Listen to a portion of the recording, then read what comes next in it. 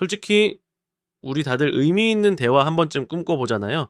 드라마에서처럼 친구랑 소주 한 잔 기울이며 인생 뭐냐?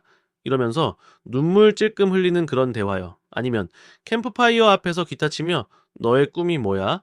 하면서 밤새 얘기하는 그런 로맨틱한 장면이든가요? 근데 현실은 어때요? 오늘 좀 춥네 하다가 응, 그러네.로 끝나고 서로 어색하게 핸드폰만 만지작거리죠. 심지어 대화가 너무 뻔해서 야, 우리 그냥 유튜브나 볼까? 이러는 게 더 자연스럽게 느껴질 정도예요. 깊은 대화를 하고 싶어도 자꾸 얕은 대화로 끝나버리죠. 하지만 오늘 제가 여러분한테 말해줄 건 그 깊은 대화로 가는 길이 생각보다 가까이 있다는 거예요. 심지어 여러분이 매일 하는 그 어색한 대화 속에 이미 숨어 있어요. 특히 내성적인 사람들, 저 포함해서 깊은 대화로 넘어가는 게 진짜 산 넘어 산 같죠? 회사에서 동료가 주말에 뭐 했어? 하면 음, 집에 있었어요. 하고 끝내버리고 속으로 내가 너무 무미건조한가 고민하죠. 그러다 보면 내가 사람을 잘못 만난 건가? 자, 싶기도 하고요. 자, 심지어 친구들이랑 저녁 먹다가도 너 요즘 어때? 하면 그냥 뭐 괜찮아로 끝나고 자, 결국 다들 핸드폰만 보게 돼요. 문제는 우리가 깊은 대화를 못하는 게 아니라 그 문 여는 법을 모른다는 거예요. 아니, 솔직히 말해서 문이 있는지도 잘 모르고 헤매는 느낌이죠. 자, 여러분도 가끔 내가 말을 잘 못하는 걸까 고민해 본 적 있지 않나요? 저는 자주 그래요. 자, 여기서 중요한 사실 하나 알려줄게요. 깊은 대화로 가려면 스몰 토크가 필수예요. 네, 맞아요. 여러분이 스몰 토크는 피곤해요 하면서 피하는 그게 사실 깊은 대화로 가는 첫걸음이에요. 뭐야? 그럼 내가 매일 버스에서 날씨 좋네요 하는 게 의미가 있었다고? 네. 있었다고요? 근데 여기서 끝이 아니에요. 진짜 핵심은 스몰 토크를 깊은 대화로 바꾸는 기술이에요. 제가 이걸 질문 뒤집기라고 부르는데 이거 하나만 알면 누구와도 깊이 연결될 수 있어요. 잠깐만요. 끝까지 들어보세요. 이건 진짜 간단하면서도 효과적인 방법이에요. 질문 뒤집기가 뭐냐고요? 뻔한 질문을 던지는 대신 상대가 자기 이야기를 자연스럽게 꺼내게 만드는 기술이에요. 예를 들어 보통 나 주말에 뭐 했어? 하면은 상대가 집에 있었어요 하고 끝내버리죠. 그럼 대화가 바로 멈춰요. 근데 이렇게 해보세요. 주말에 집에서 뒹굴었을 것 같은데, 맞죠? 이 한 문장이 상대를 살짝 건드리면서도 이야기를 이어가게 해요. 맞아요. 영화만 봤어요. 하든가, 아니요. 사실 산책했어요. 하든가. 어느 쪽이든 대화가 얕은 수준에서 끝나지 않아요. 이게 왜 되냐고요? 사람은 자기 이야기를 나누고 싶어 하거든요.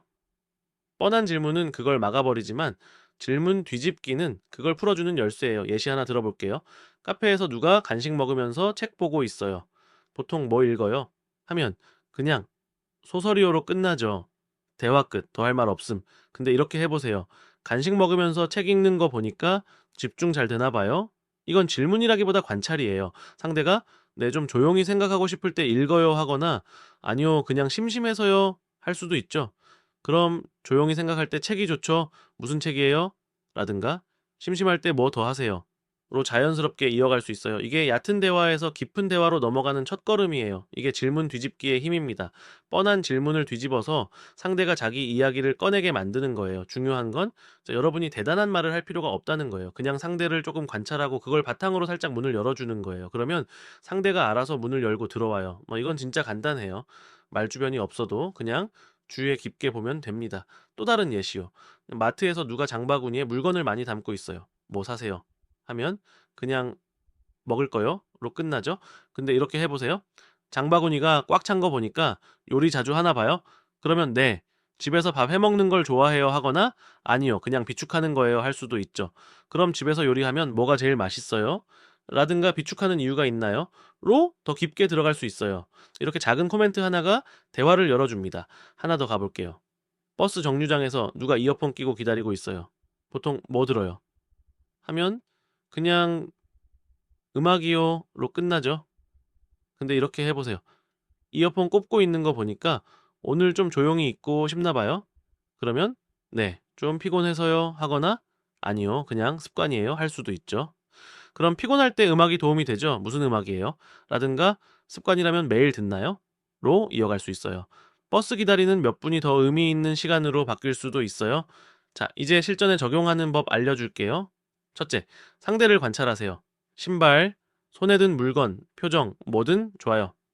예를 들어 상대가 핸드폰 케이스가 낡아 있으면은 그게 눈에 띄죠. 둘째, 뻔한 질문 대신 가벼운 코멘트로 뒤집어 보세요. 바빠요? 대신 오늘 좀 정신없어 보이네요처럼요. 아니면 그 케이스 낡은 거 보니까 오래 썼나 봐요. 이렇게요. 셋째, 상대가 대답하면 살짝 더 파고들어요. 정신없으면 힘들죠. 무슨 일 있어요? 라든가 오래 쓰면 전기 들죠. 새 거 안 사세요? 이런 식으로요. 이 간단한 3단계로 깊은 대화가 시작됩니다. 누구와 어디서든 써볼 수 있어요. 의미 있는 대화는 어렵지 않아요. 제 질문 뒤집기를 연습하다 보면 어느새 얕은 대화가 이제 깊은 연결로 바뀌는 걸 느끼실 거예요. 그래서 이걸 연습처럼 생각해 보세요. 다음에 누굴 만나면 그 신발 진짜 편해 보이네요. 라든가 그 가방 무거워 보이네요. 라고 툭 던져놓고 무슨 대답이 오는지 보세요. 최악의 경우, 네. 하고 끝나요. 그럼 그냥 조용히 넘어가면 돼요. 최고의 경우, 새 친구가 생기거나 더 깊은 대화로 이어질 수도 있죠? 그러니까 한번 시도해 보세요. 깊은 대화는 여러분이 생각하는 것보다 훨씬 가까이 있어요.